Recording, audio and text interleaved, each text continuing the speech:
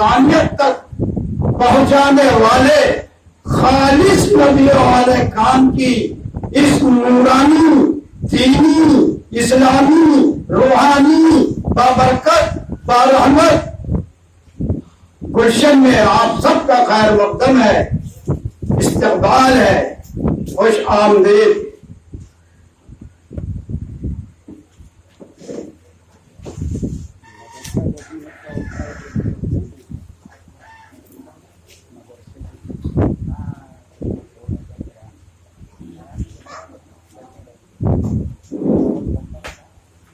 میرے محترم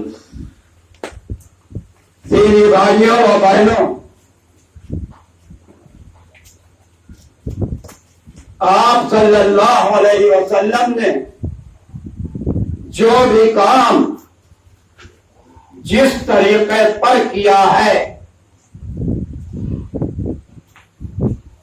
اس طریقے کو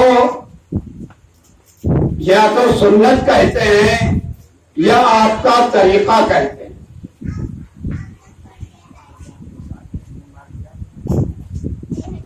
اور آپ صلی اللہ علیہ وسلم کی سنت سے ہٹ کر ہم کوئی بھی اچھے سے اچھا کام کریں، ساری دنیا کا دماغ لگا ڈالیں، ساری جد و جہد کر ڈالیں، کامیابی نہیں ملے گی اگر ہمارا کام اللہ اور اللہ کے رسول کے حکموں کے مطابق نہیں ہے۔ یہ حدیثیں بھی کہتی ہیں اور یہ میری ساری چیزیں تجربے میں آ چکی ہیں۔ تو کامیابی صرف اور صرف جو بھی نیک اچھا کام کیا جائے، پتہ کرا جائے کہ آپ صلی اللہ علیہ وسلم نے یہ کام کیسے کیا تھا۔ اب آپ یہ جو تبلیغ نام سنتے ہیں، آپ صلی اللہ علیہ وسلم کی جب سن شریف 40 سال کی ہوئی تو آپ کو اللہ نے نبوت سے سرفراز فرمایا۔ اس وقت کے اگر پورے حالات بیان کروں گا تو سویرا ہو جائے گا، نہیں ہو پائیں گے۔ مختصر میں یہ کہ کوئی برائی ایسی نہ تھی جو اس وقت رائج نہ ہو، اور کوئی مسلمان تھا ہی نہیں۔ نہ صرف شہر گاؤں باہر بلکہ آپ کے اپنے گھر خاندان میں بھی کوئی نہ تھا مسلمان۔ تو آپ کو جب نبوت ملی اسی وقت سے قرآن کا نزول شروع ہوا، آیتیں نازل ہوتی گئیں، اور وہ آپ تمام انسانیت کو، اس وقت صرف بت پرستی تھی، شرک تھے، ان کو سناتے تھے۔ لیکن پہلے ہم یہ بتا دیں کہ پہلے کے 3 سال نبوت ملنے کے آپ نے خفیہ تبلیغ کری، یعنی اپنے گھر میں، اپنے خاندان میں، اپنے دوستوں میں۔ 3 برس میں لگ بھگ 30 لوگ ایمان لے آئے۔ اور یہ کیا ہم دہرائیں، آپ کو پتہ ہی ہے، سب سے پہلے عورتوں میں ایمان لانے والی حضرت خدیجہ الکبریٰ تھی، اور دوستوں میں حضرت ابوبکر صدیق رضی اللہ عنہ تھے، اور بچوں میں حضرت علی رضی اللہ عنہ تھے، اور غلاموں میں میسرہ تھے۔ اس طرح سے 30 ہو گئے۔ پھر سورہ مدثر میں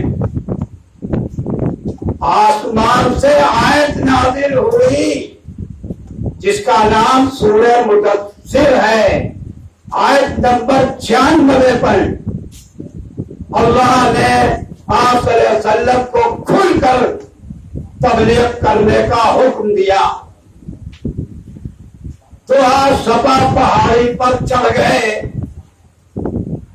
اور قریش مکہ کو نام بنام مخاطب کر کے بلا کے مجمع اکٹھا کر کے آپ نے توحید کی دعوت دی۔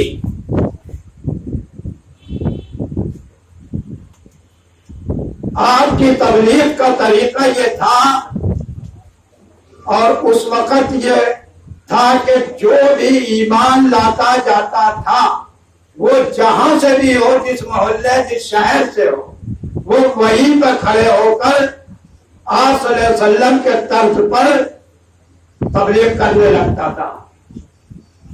جیسے کہ حضرت ابو بکر صدیق رضی اللہ عنہ کے بارے میں آپ لوگوں کے بچوں کی کتاب و ترک میں ہے کہ آپ بھی کھڑے ہو گئے ایک طرف اور راہ چلتے لوگوں کو مجمع میں جا کر ایک اللہ کی دعوت اور توحید کی دعوت دینے لگے.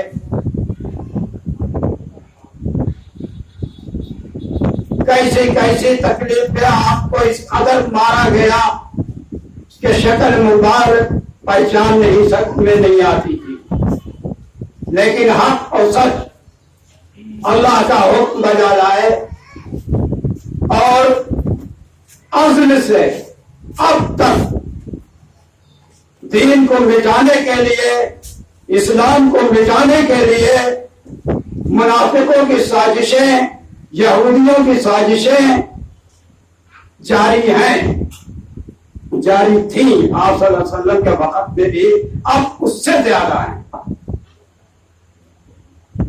آپ صلی اللہ علیہ وسلم کے وقت میں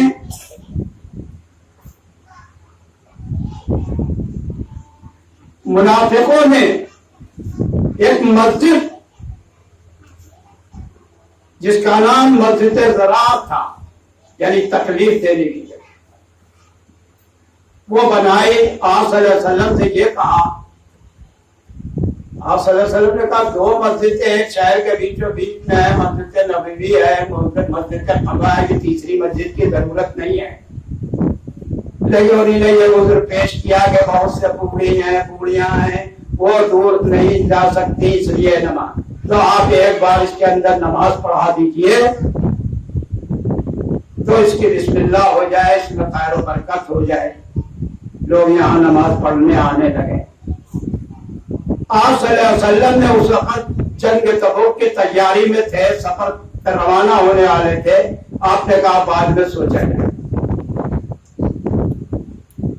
آپ جب وہاں سے واپس ہو رہے تھے، جب سے 2 میل رہ گیا تھا مدینہ منورہ، تو آپ پر وحی نازل ہوئی اور اللہ نے منع فرمایا اس مسجد میں نماز پڑھانے سے،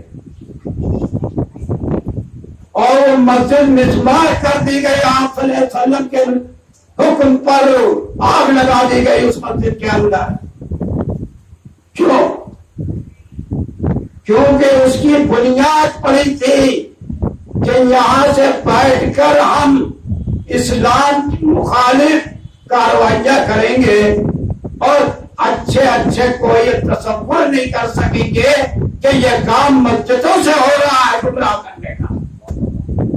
یہ بخاری شریف میں بھی ہے اور قرآن شریف میں بھی ہے. میں اس پہ بیان نہیں کروں گا، میں نے خالی ایک مختصر سا ہنٹ دے دیا ہے آپ کو، کیونکہ میں اب بیان کرتا نہیں، 10 منٹ کے مدرسے میں تھوڑے سا بتاؤں گا. تو ایسی سازشیں، ایسی ناپاک سوچ ہے کہ مسجد سے یہ کام کریں گے تو کوئی سوچ نہیں سکتا. تو ہمارے اکابر ائمہ کہتے ہیں جیسے اس وقت جب جنگ بدر کا موقع تھا، مدینہ منورہ میں 3000 مسلمان تھے، لیکن جب آپ صلی اللہ علیہ وسلم نے جہاد کے لیے آواز لگائی، بڑی مشکلوں سے روکا کے 313 مسلمان آئے سامنے، باقی سب منافق تھے. ایسا نہیں آپ صلی اللہ علیہ وسلم سمجھتے نہیں تھے، سب اللہ ان پہ ظاہر کر دیتے تھے، ان کے پاس وحی آتی تھی، اللہ ہوتے تھے. تو یہ حال اس وقت تھا. آج ہمارے اکابر ائمہ کہتے ہیں کچھ نہیں تھے. آج ہمارے بیچ میں منافق ابل رہے ہیں اور اسی طرح کی سازشیں کر رہے ہیں کہ ہمارے روپ میں ڈھال لیا ہے. انہوں نے سب ہمارے روپ میں آ گئے ہیں.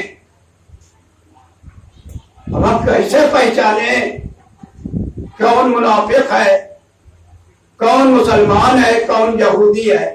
سیدھی سی بات ہے، اللہ نے یوں ہی دنیا میں بھیج نہیں دیا، ہم کو گائیڈ کے طور پر قرآن مجید دیا، یہ ہماری گائیڈ ہے، گائیڈ بک ہے، یہ آسمانی سنویدھان ہے جس کا نام شریعت ہے۔ جب یہاں قانون کے خلاف الگھن ہو جاتا ہے کوئی کام تو ہم کو ہماری گرفتاری بھی ہو جاتی ہے، سزا بھی ہو جاتی ہے، سب کچھ ہو جاتا ہے۔ اس کی تو ہم کو بہت پرواہ ہے، کہیں ایسا نہ ہو جائے جانے انجانے کا ہم سے کوئی غیر قانونی کام ہو جائے اور جیل چلے جائیں۔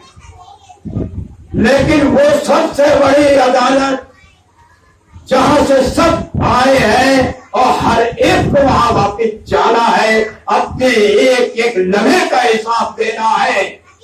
وہاں جھوٹ نہیں چلے گا، مکاری نہیں چلے گی، ایکٹنگ نہیں چلے گی، منہ بند کر دیں گے، آزاد بولیں گے ہمارے خلاف کہ میرے پیر ادھر گئے تھے، میرے ہاتھوں نے یہ ظلم ڈھائے تھے، میری زبان نے اتنی گالیاں بکی تھی، اور ان زبانوں سے ہم نے اتنے نشتر چلائے تھے، لوگوں کو لہو لہان کیا تھا، ہم تو وہاں بول بھی نہیں سکیں گے، ہمارے منہ گونگے ہو جائیں گے۔ ہمارے آلہ جس کو آپ بہت پیار کرتے ہیں سب آپ کے خلاف گواہی دیں گے۔ تو میرے محترم دینی اور بھائیوں اور بہنوں، ہر کام سنت کے مطابق کریے، نہ معلوم ہو تو بہت سے دارالعلوم موجود ہیں، سنت پتہ کر لیجئے، اللہ کے کس بارے میں کیا حکم ہے اس کے لیے بھی شرعی عدالتیں قائم ہیں۔ تو بہت نازک معاملہ ہے، سب کو پہلے تو یہ یقین کریے کہ جو کچھ کہا جا رہا ہے، جو کچھ حدیث و قرآن کہہ رہی ہے وہ سچ ہے۔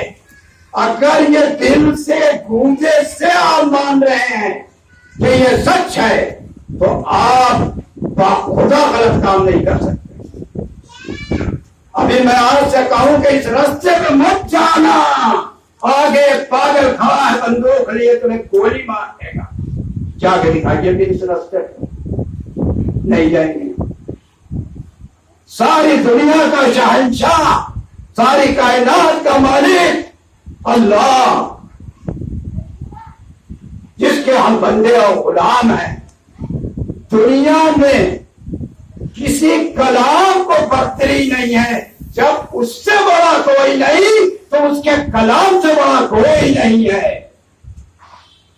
یہ آپ محمد صلی اللہ علیہ وسلم کا ارشاد ہے، قرآن کو تمام کلاموں پر برتری ہے، اول قرآن ہے۔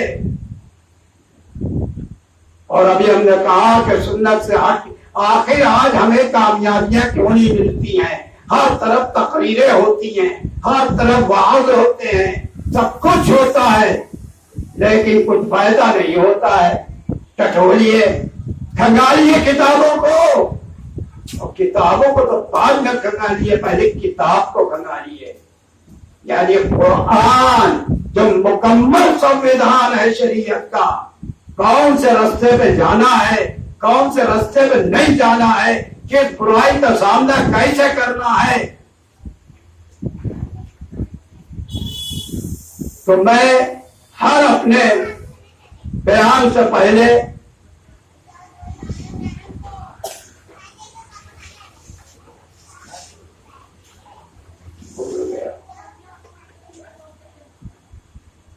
سورہ کا ترجمہ بیان کرتا ہوں، پہلے بھی کر چکا ہوں، ہر بار کروں گا، ہر جگہ کروں گا۔ پہلے آپ مسلمان ہیں، اس آیت کا ترجمہ یہ ہے کہ انسان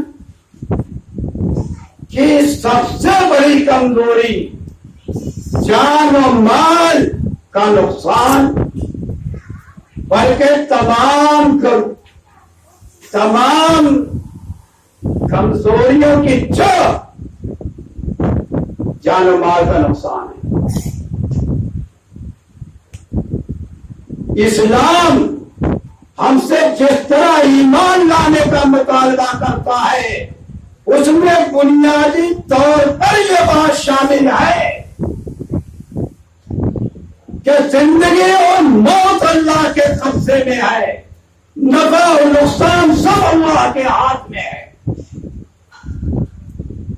اللہ فرما رہے ہیں اپنے نبی سے، کہہ دیجئے ان سے کہ وہ یہ تو ذرا سوچیں کہ اگر وہ موت کے ڈر سے یا قتل ہونے کے ڈر سے بھاگیں گے تو ان کو کوئی فائدہ نہیں ہوگا.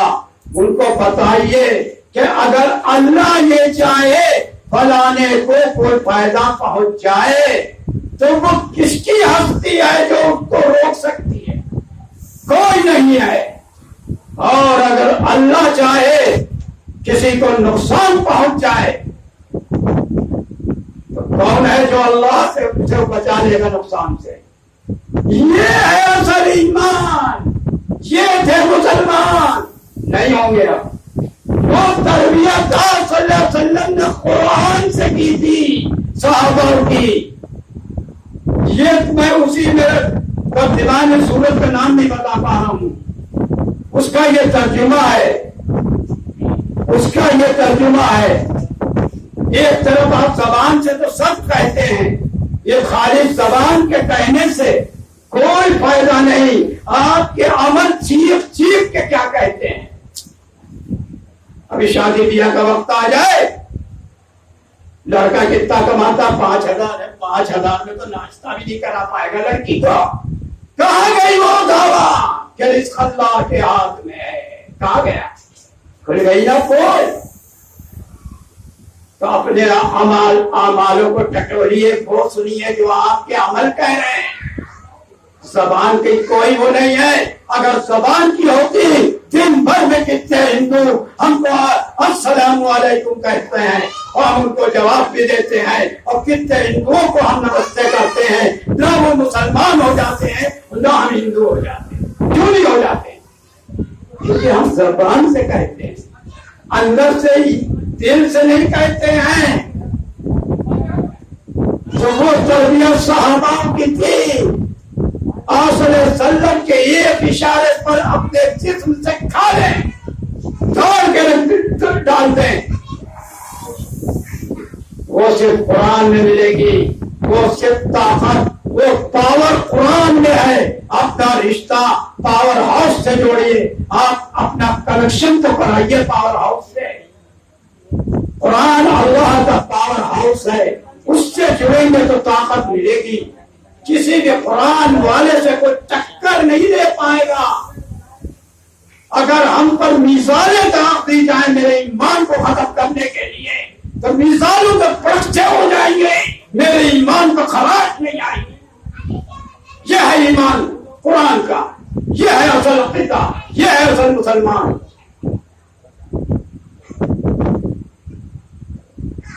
فتح پر فتح، فتح پر فتح. عزت سے جتنے دن دیے عزت سے دیے. دنیا بھی بنی، آخرت بھی بنی. یہاں بھی جنت، وہاں بھی جنت. کب ملے؟ جب قرآن پہ چلے، آپ صلی اللہ علیہ وسلم کی سنتوں پر عمل کرا. بس میرے بھائی 10 منٹ کے مدرسے میں میں اطلاع کرتا ہوں. باقی ایک بہت اہم موضوع پر قرآن سے آپ کو 5 منٹ میں ہو جائے گا انشاءاللہ، وہ بیان کرتا ہوں.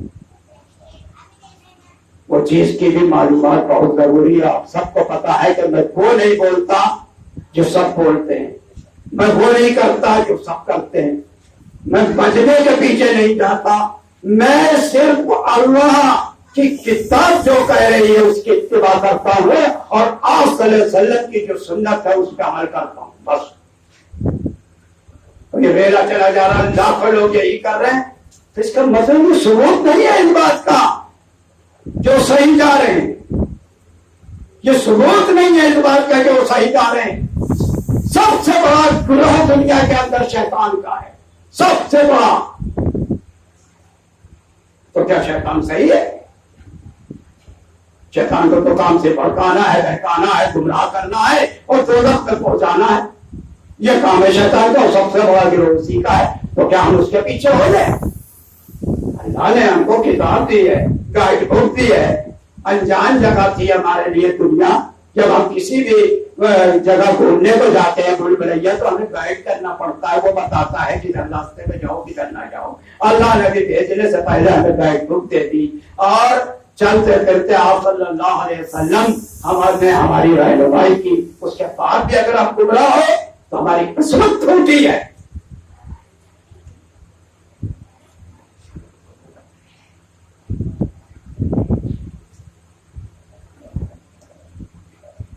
اعوذ باللہ من الشیطان الرجیم، بسم اللہ الرحمن الرحیم۔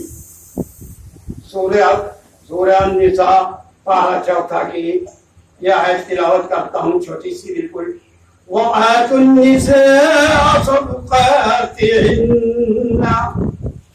نِحْلَةً فَإِن تِبْنَ لَكُمْ عَنْ شَيْءٍ مِّنْهُ نَفْسًا فَكُلُوهُ هَنِيئًا مَرِيئًا۔ چوتھے پارے میں سے پڑھ رہا ہوں۔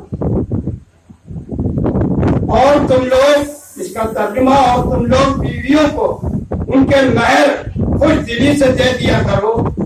اگر وہ بیویاں خوش دلی سے چھوڑ دیں تم کو اس مہر میں سے کچھ، تو تم اس کو کھاؤ مزیدار خوشگوار سمجھ کر۔ اس کی تفسیر یہ ہے، مہر کے متعلق عرب میں کئی قسم کے ظلم ہوتے تھے۔ یہ کہ مہر جو عورت کا حق ہے اس کو نہ دیا جاتا تھا، بلکہ عورت کا ولی شوہر سے مہر وصول کر لیتا تھا، جو سراسر ظلم تھا۔ دوسرا ظلم یہ بھی تھا کہ اگر کبھی کسی کو مہر دینا بھی پڑ گیا تو بہت ناگواری کے ساتھ فاضل و خوافتہ کام سمجھ کر دیتے تھے۔ تیسرا ظلم مہر کے بارے میں یہ بھی ہوتا تھا کہ بہت سی شوہر یہ سمجھ کر بیوی ان کے قبضے میں ہے اور ان سے مجبور ہے، مخالفت کر نہیں سکتی، دباؤ ڈال کر بیوی سے مہر معاف کرا لیتے تھے، اور یہ سمجھ کر کہ مہر معاف ہو گیا پھر علیحدگی سے بے فکر ہو جاتے تھے۔ یہ جملہ مظالم زمانہ جاہلیت میں عورتوں پر ہوتے تھے، جس کا انداز قرآن کریم نے اس آیت میں فرمایا، اور یہ تعلیم فرمائی کہ عورتوں کا مہر ایک حق واجب ہے۔ یہ جو مہر ہے عورت کا یہ واجب ہے، یاد رکھیے گا، اس کی ادائیگی ضروری ہے، اور جس طرح تمام حقوق واجبہ کو خوش دلی کے ساتھ ادا کرنا ضروری ہے، اسی طرح اس مہر کی ادائیگی بھی نہایت خوشی خوشی ہونا چاہیے۔ ہاں اگر عورتیں خوش دلی کے ساتھ اپنے مہر کا کوئی حصہ بالکل معاف کر دے تو بے شک اتنا حصہ بالکل معاف ہو جائے گا، لیکن یہ معافی جبرن، دباؤ یا اکراہ کے ذریعے حاصل نہ ہو، اس سے کوئی معاف نہیں ہوتا۔ عورت اگر اپنے اختیار اور رضامندی اور نفس کی خوشی سے جزو یا کل مہر معاف کر دے تو وہ درست ہے۔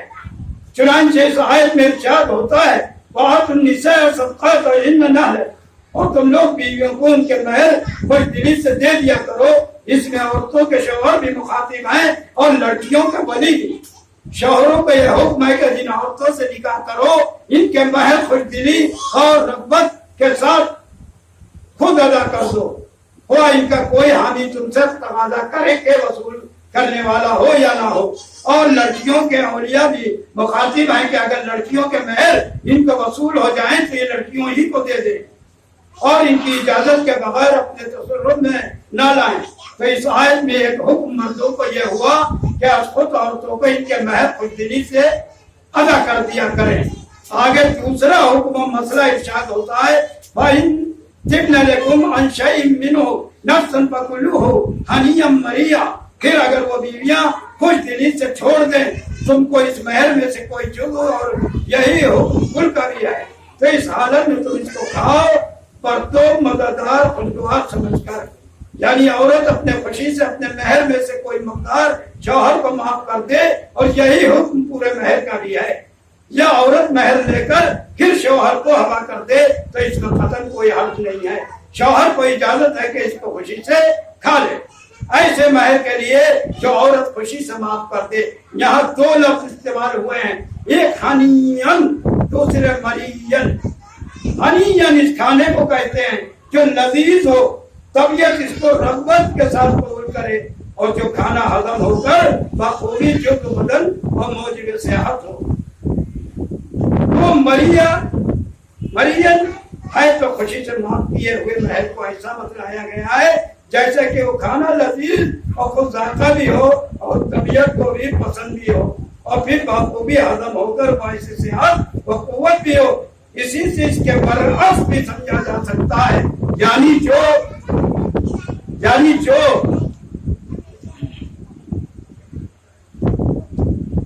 مہر عورت خوشی معاف نہ کرے یا کسی جبر و دباؤ سے معاف کرے، اس کا کھانا ایسا ہوگا کہ جیسے بد ذائقہ اور مضر کھانا جو صحت اور تندرستی کو تباہ و برباد کر دے.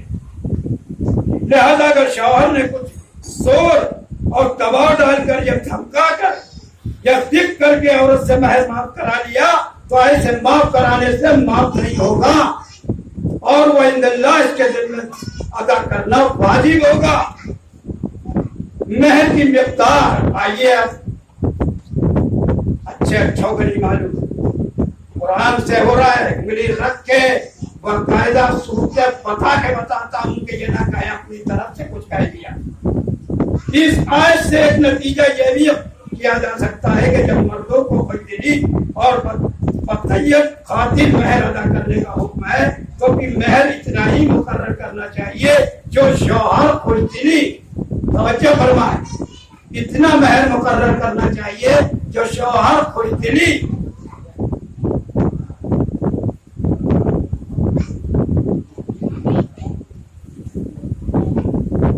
ادا کرے، نہ یہ کہ مہر کہنے سننے کے لیے ہزاروں لاکھوں کے مقرر کر لیے جائیں.